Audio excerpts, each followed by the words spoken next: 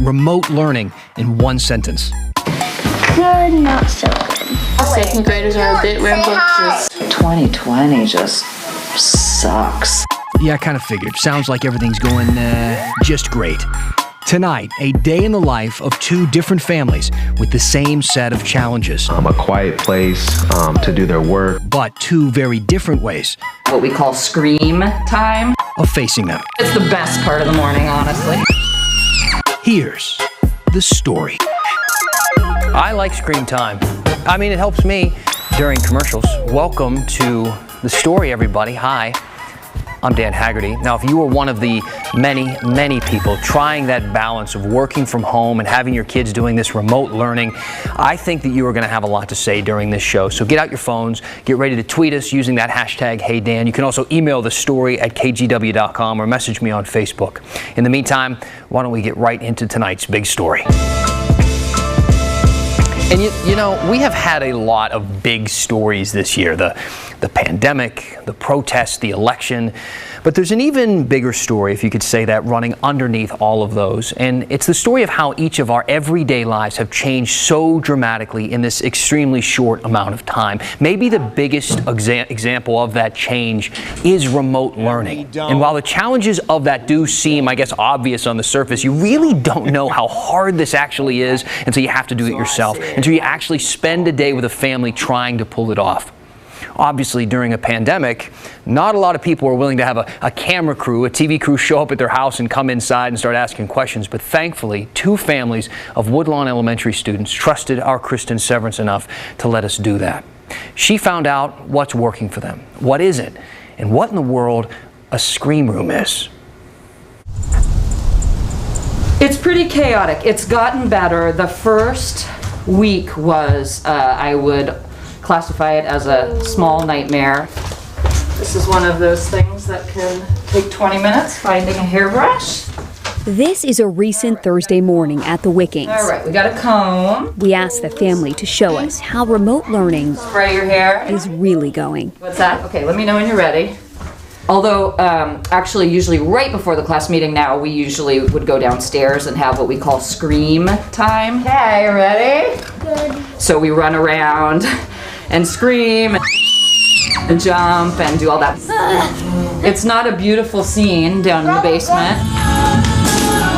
And this is their scream room, the most 2020 thing I've seen yet.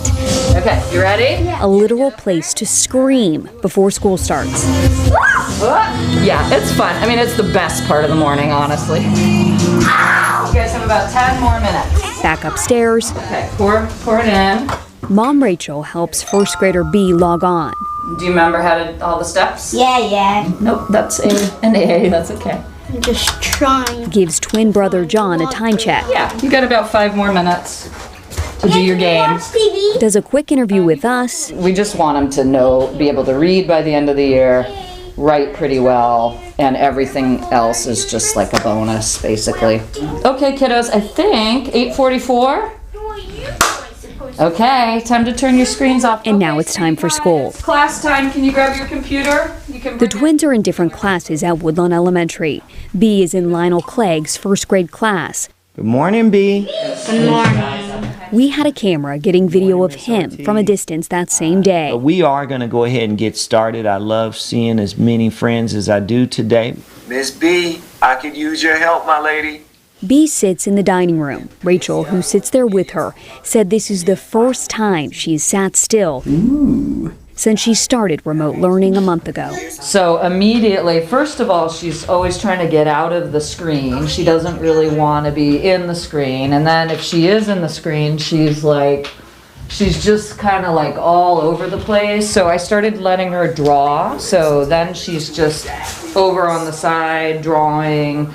And every once in a while I prompt her, are you listening to what Mr. Clegg is saying? Miss B, I could use your help, my lady. Did you hear that? 4 + 3, and she's just like, what? And I want the whole class to say it. 2 + 3 = 5. She's completely checked out. She's just not even hearing. And then she's just messing with stuff. She's talking to me constantly. She's you know, putting her head down. She's laying down on the floor. She'll grab her bunny and just like lay down on the floor and suck her fingers. And it's just, it's like that chair is, you know, boiling hot and she can't stand it. How do you like school? Good, not so good. And what's not so good? Listening, and it's just really boring. What is the hardest part about doing school this way? Sitting. 7 minus 6 is 1. John, in Anthony Lowry's first grade class, is a little more engaged. Yeah, he's doing better. He doesn't like it either, and he says this is boring and I hate this, but in spite of himself, he will get engaged when Mr. Lowry starts asking for answers. So when Mr. Lowry starts doing math problems, he loves math, he will chime in, he kind of can't help himself. 5. That's not that much school, just like 30 minutes. And if I was in real school, it'd be 6 hours. The kid who can go into a classroom and just open their brain and somebody can pour information in there and he kind of just takes it in. He just has a brain that is geared more that way, and B's isn't. So I would, if both of our kids were having the experience that John Russell seems to be having, I would say, yeah, it's a little rocky, but you know, it's going okay. It's okay for temporary. But with B, it's just it's pushing my stress level. I would say it's going. You know, we've been able to honestly make lemonade out of lemons. A week later, we spent a Thursday morning with the Greenwich family. You got 3 minutes. 13th and 14th. You gotta get back on. Taryn is in 2nd grade at Woodlawn. It's getting a little bit better now. Fun. I mostly like math. And Amila is in 5th. Very fun, but not fun at the same time. But it's very educational. But I miss all my friends though, and I want to see them in person. 9:53, we got 7 minutes till Mila starts class. Dad Tim said setting the kids up with their own separate stations has been key to making this work. Making sure that they've got a quiet place to do their work, to go through the lessons plan. Taryn is in the office. You guys, the teacher is about to join. She's gonna be here at... Mom Alicia is also in the office helping Taryn. The 2nd graders are a bit rambunctious in the morning. And also trying to do her own work. I am working as well. My job has been very, very forgiving and very understanding. Amila is in her bedroom. We will talk about the to-do list for today. Much more independent as a 5th grader. Yes, I think it's very easy for an older kid to do distance learning because they know what to do. We just wrote one number in 3 different ways. Thanks, Amila. When she gets stuck, she has Mom and Dad. They've been helping me a lot, especially my dad. I ask him for help and he helps me. Nice. The family has it down, but they wouldn't call it easy. Nice. It's absolutely forced me to increase my patience because if I'm frustrated, I know my daughters are going to get frustrated. And they feed off of me, honestly. So I've just got to make sure I've got my poker face on. You know, when time is hard, I got to make sure I'm that rock solid support that they need. So honestly, it's really forced me, honestly, I think, to be a better parent. You know what I mean? Yeah. Principal Andrea Porter Lopez knows this can be a struggle. We get it. We're living it ourselves. Things at Woodlawn are going better this fall than they did in the spring, when 60% of kids weren't logged on. Right now, less than 20 kids out of more than 320 haven't engaged yet. For families who have support at home for the kids and where the kids have pretty solid internet access, as long as they have the schedule, their child's on and participating and completing assignments. When any of those variables kind of fall off or are lacking, it just makes it a whole lot harder. So I'm looking for those hands. Mr. Clegg said his participation is up too. Appreciate those friends sitting up nice and straight. He had 20 out of 26 kids in class that day, compared to the spring, when some days would be half that number. But it's more than just logging on. Excellent job again. He plans to work in small groups or directly with parents of the kids who are there but not participating. Because maybe it's just that they're too nervous or, reluctant to speak in front of such a large audience. So I want to give them the opportunity or the way that is going to help them thrive the best. Back at the Wiggings, Rachel still worries. 2020 just sucks. Yeah, it is. It's really hard because A trained artist, she thinks about her creative friends who were never school people and equate that with intelligence. they've stigmatized themselves. Like, I'm dumb. I can't learn math. I don't know how to, and I'm always with those friends like, no, it's really not, it's not like that. You are brilliant. And so I see my daughter and I see what a full person she is and what an interesting and creative and really smart girl that she is. And it just kills me to think that she's gonna grow up with this feeling like she's dumb, especially because her brother is so much naturally better at that sort of school learning. So yeah, it kind of breaks my heart, and I'm also really mad at myself that I don't know exactly how to help her. I'm not a teacher, I'm not a child expert, I don't, know how to teach my kid how to crack that open for her. Even though it has not been going great, she said it has gotten a little easier. Done. And it can only go up from here. Okay, you can sign off. I don't think we'll go back this year, this entire school year. I'm just assuming it's all going to be remote. But yeah, we'll get through it, If not, there's always the scream room. Okay, we're going to go get in the car. We know every family has a different story, and we want to hear yours. We want to know how this will impact kids now and down the line. Use the hashtag HeyDan. Tell us what's working for you and what's not. For as much as Oregon and Washington have in common, things are still really different depending on which side of the Columbia you're on. Like, if you're a write-in candidate, why you have a much better shot in one over the other. And speaking of elections, do you know why Oregon's voter registration deadline is so early?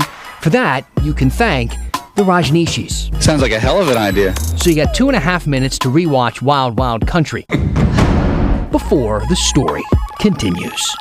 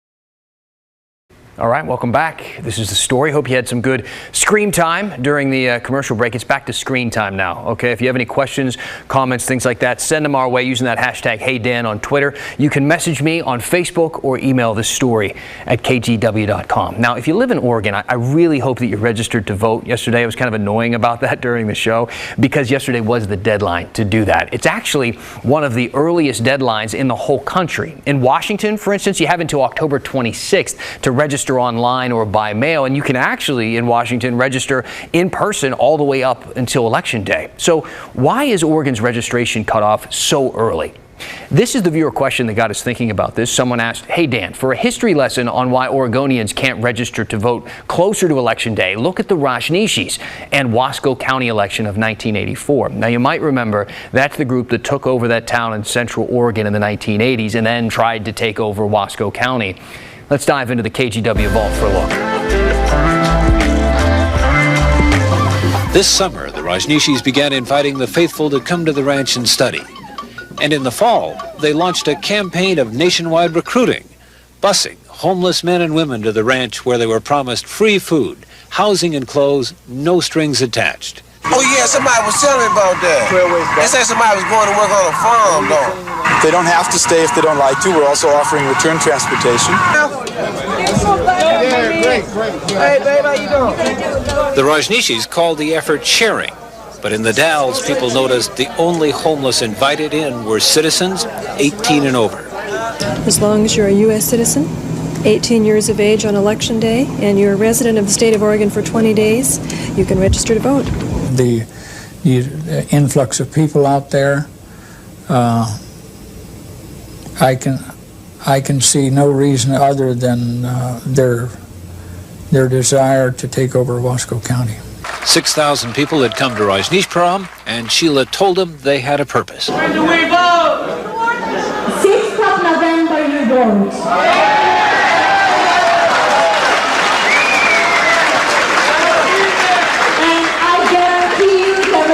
To help you to vote and explain to you which are the good candidates, which are the candidates who are. Sheila may have guaranteed the homeless they would vote, but election officials made sure it wouldn't be easy. Wasco County demanded they prove their eligibility in compulsory hearings at the Dalles.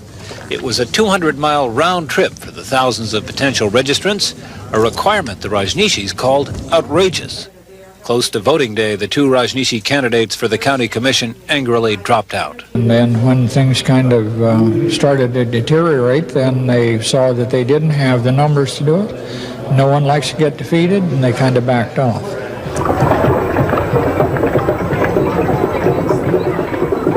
The number of people at the ranch, 2,000 residents, 2,000 faithful from across the country called in for a Buddha field experience, and 4,000 homeless bussed in. Together, they probably were enough to turn the election in Wasco County. But by Election Day, half the homeless were gone. Some left by choice, others not. Dropped off at bus stations in Madras, the Dalles, and Portland, many leaving had little good to say about the Rajneesh experience. It tells me they're taking away they tell me I'm working with no pay, no social security, no workers' compensation. See, it says right there, it's all a bunch of double talk. That's interesting. So after that fiasco, Oregon voters passed this ballot measure in 1986, and it requires a person to be registered to vote at least 20 days before an election to be allowed to vote in that election. This was actually added to the Constitution, so voters would have to pass another amendment in order to make the registration deadline closer to Election Day. Another thing that was working in the Rajneeshis' favor back then was Oregon's looser rules when it comes to write-in candidates. It's one really big way that Oregon and Washington are very different. See, in Washington, if you want to be a write-in candidate, you need to submit a letter of intent. But in Oregon and 9 other states plus D.C., you don't have to do anything. It's a write-in campaign free-for-all around here in Oregon, in this state, and that's a big reason why our write-in numbers have historically been very high over the years. Especially, let's look at 2016, for instance. I mean, that was a year where both candidates, Trump and Clinton, were historically unpopular, so a lot of people were putting in write-ins, like Senator Bernie Sanders or, Mickey Mouse. He's always a favorite every 4 years for a write-in. 3.6% of Oregon voters actually wrote somebody in 2016. That is a huge number. I mean, the national number that year was 0.51%, a huge difference there. But even that compared to the presidential election in, let's say, 2012, that was only 0.11% of all votes nationwide that went to write-in. So Oregon is kind of an anomaly here. And here's the twist, though, if you want to consider that. Even though there aren't any real restrictions here in Oregon, it is such a steep hill to climb for a write-in candidate. And the director of Multnomah County Elections Office, they actually told us they don't even count the write-in votes unless it's clear that they're going to be outnumbering someone on the actual ballot. So basically what I'm saying is, if you voted for Bernie Sanders in 2016, Multnomah County literally did not count it. A touchy subject, yeah, I know. I'm just the messenger, all right? How about this? Write in the story. I mean, not on your ballot, but in your smartphone. And send us some thoughtful feedback or maybe a lingering question. We're going to read some when we finish the story. Next.